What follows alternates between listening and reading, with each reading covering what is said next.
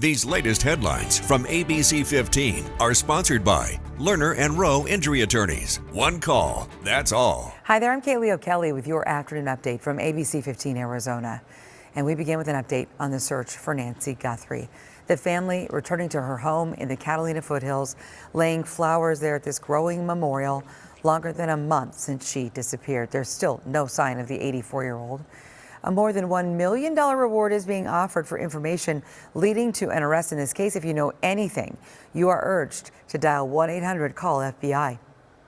Well, if you live in Tempe, Election Day, it happens in 1 week, and time is running out to get your ballot in. Today is the last day for those mail-in ballots to be sent. You can also return your completed ballot to a secure drop box or drop it off in person at the Tempe History Museum. It's right there near Rural and Southern. In-person ballot drop-off is available weekdays through Election Day. Well, right now, plans are in the works to protect workers in Arizona's extreme summertime heat. The proposed guidelines give recommendations on shade, water, and rest for outdoor workers. Arizona's ADOSH Advisory Committee weighing in on these guidelines today. Our team is there to listen in. If home improvements are on your list of to-dos, the time to get her done, it's now. SRP's rebate program is offering money back on things like shade screens, water heaters, windows, and AC units until April 30th. And you know, those small changes can really add up fast. Switching to energy efficient light bulbs alone can save you 10% a year on that energy bill. To learn more, just make sure to check out SRP's rebate program before the deadline. Boy, Arizona is pushing back hard against these new plans from the federal government and how to share water from the Colorado River. They submitted public comment on plans to share the river, making Monday's deadline to do so.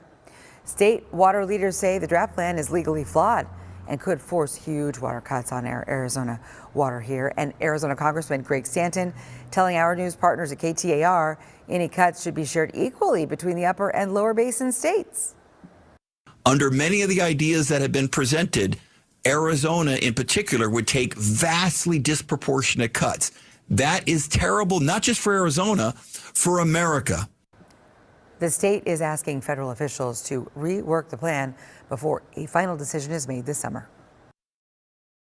2025 was a slow, challenging year for the housing market, but heading into spring, probably not a boom by any means, but growth, stable growth. Realtors are optimistic. I think this year will be a really solid year. With mortgage rates falling, the housing supply is likely to improve, according to Joel Berner with Realtor.com. Before, where people felt locked in to their low rate, feeling like it's not really worth it to buy a new home because they've got such favorable financing on the home they already own, that effect is starting to degrade. But for renters trying to become homeowners, lower rates alone won't cut it. It is kind of frustrating for renters, especially if their rent is higher than their potential mortgage payment. Miranda Marquette is a consumer advocate for the moving platform Moving Place, which recently analyzed the 2836 rule, a guideline used by mortgage lenders to determine how much house you can afford. Under the rule, buyers should spend no more than 28% of their monthly income on housing and no more than 36% on total debt. But Moving Place found only 3 of 150 zip codes reviewed met the mortgage-to-income ratio below 28%. It's a sign that affordability is tight and personal. It's not just your mortgage and interest payment. It's not just the down payment that you're saving up for. You're also going to have to think about things like, well, if I'm in a bigger place, is it going to cost more for electricity and for heating and for water? To improve your debt-to-income ratio, pay down debt before buying. Consider a less expensive home or location and check if you're eligible for down payment assistance. Once you're ready, higher inventory should give buyers more time to decide. It helps buyers not feel so frenzied because they can go look at a few homes at a time. Maura Barrett, Scripps News Group. Tracking your most accurate forecast on this Tuesday, I'm meteorologist Jorge Torres. A mild start today with temperatures valley-wide in the low to mid-60s around 8 o'clock. Already climbing to 80 by noon, but look at the high today, 87 degrees. Still well above average by more than 10 degrees. but not a record high. The record today is 91, set back in 1921 and 2016. We'll have similar temperatures across the valley today, highs staying generally in the mid-80s from Deer Valley to Scottsdale, 85 and 86 respectively, even 87 in Gilbert, Lavine, and Goodyear too.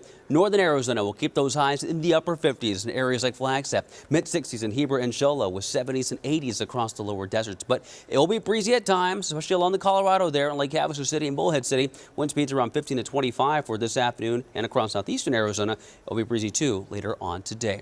Here's that 7-day forecast, keeping those highs in the 80s through Wednesday, 70s for Thursday and Friday in the valley, and cooler in the high country with highs only in the 40s beginning Thursday and Friday. Well, we'll have another update for you tonight. Until then, get the latest news, weather, and traffic at abc15.com or by simply downloading our free ABC15 mobile app. Make it a great day. These latest headlines from ABC15 are sponsored by Lerner and Rowe Injury Attorneys. One call, that's all.